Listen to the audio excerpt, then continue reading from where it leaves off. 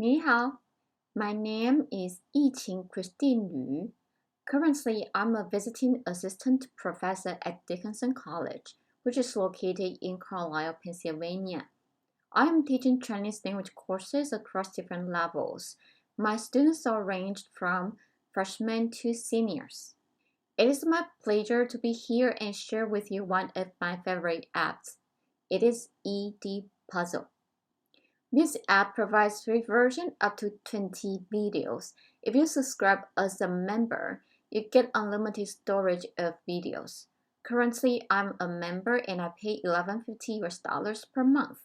The benefit of being a member is that you do not need to delete any old videos once you reach the maximum of storage. If some videos are recurring teaching materials, you only need to upload it once and design the video, and you can utilize them every year with probably only slight modification when needed. I've been using Edpuzzle for all three modes of communication.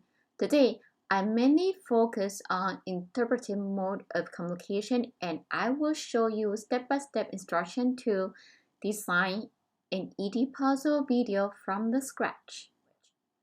The can-do statement is I can identify meanings of new words or patterns when they are shown to me in the video. Essentially, you start with setting up your own class folders so that it will be easier for you to monitor students from class to class and manage all your data. To do so, go to the upper left of the web page and click on the plus sign beside My Classes. Then you just have to enter class information. Once you have set up classroom folders, let's start to create your first video. Find the Content tab on the upper right, then click on My Content from the left side panel. Then you can find a blue icon here. Click on that and choose what you want to do in the drop-down menu. There are some ready-made videos to choose from. However, today I'm going to show you how to edit Edpuzzle video if you have your own video ready.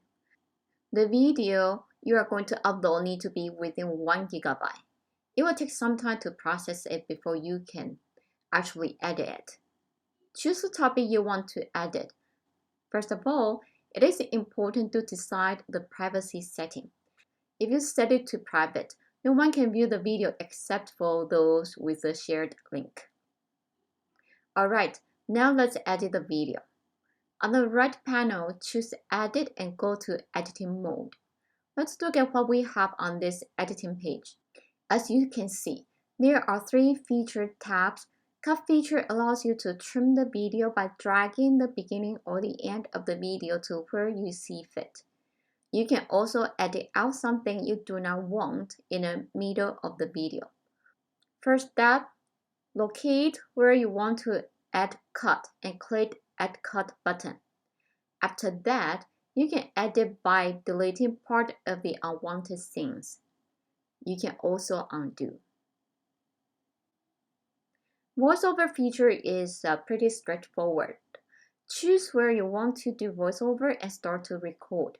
Record button is here once you are ready. And if you don't like it, you can delete it and do it all over again. The feature I use often is the Question tab. There are 3 functions in this tab. For multiple choices, create a question and also the options. Check the correct answer. You can use the feedback function to create interactive feedback with your students.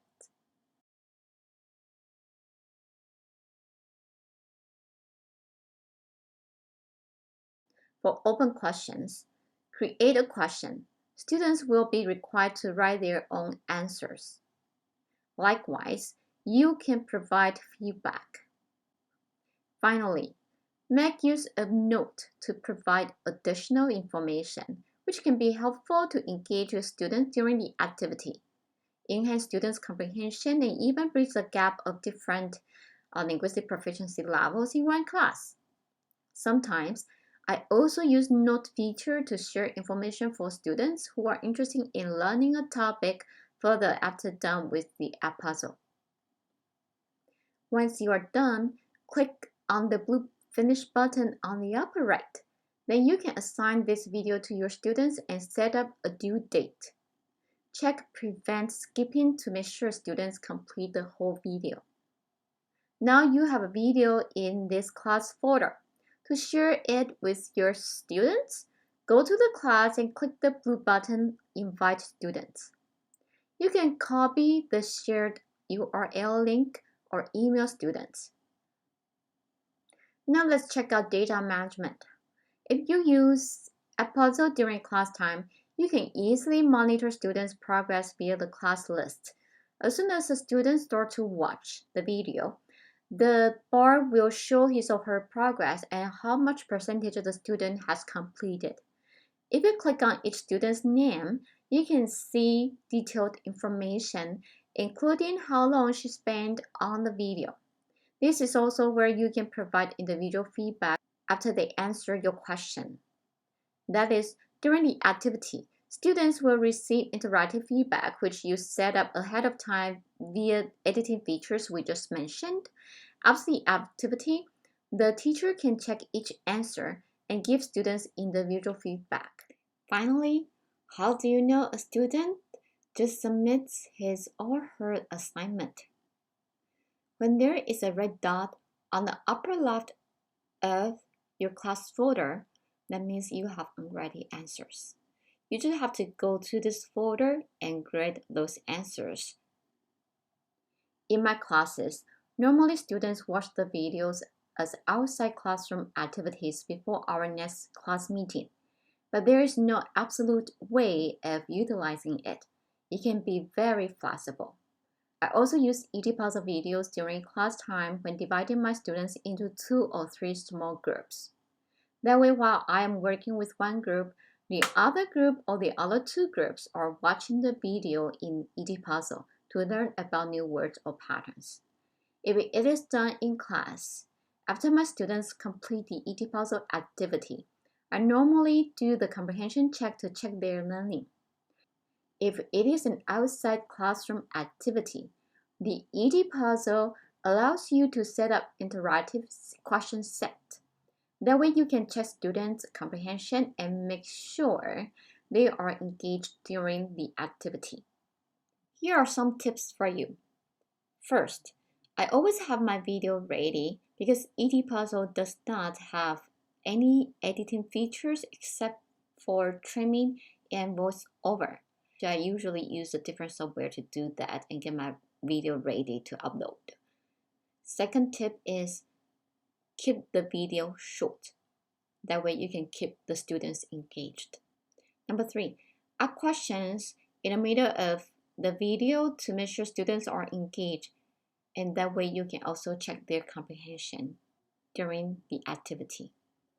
Number 4, be creative and flexible about when and how to use the Edpuzzle video.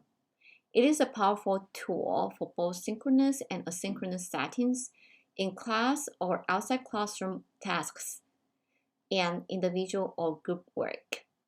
In addition to the interpretive mode of communication illustrated in this video, it can also be used for the other 2 modes of communication. Perhaps we can talk about it next time. Hope you find this video helpful and you can put Edpuzzle in your teaching kit. Happy teaching! 再见。